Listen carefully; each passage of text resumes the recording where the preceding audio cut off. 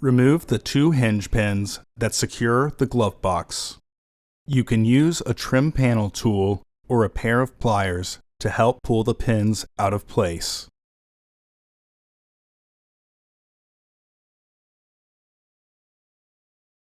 Open the glove box.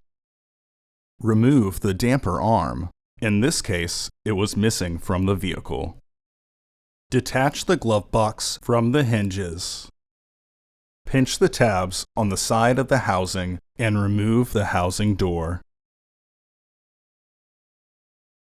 Remove the old filter from the housing and clean out any debris inside. Insert your new filter into the housing with its airflow indicating arrow pointing down. Reinstall the housing door.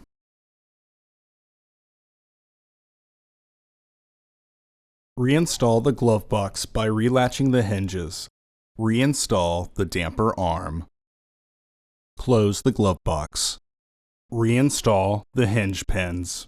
Make sure the holes are aligned for a proper fit.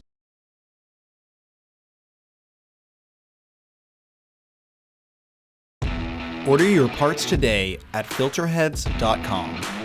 Also, please like our video and subscribe to our channel so you won't miss any new content.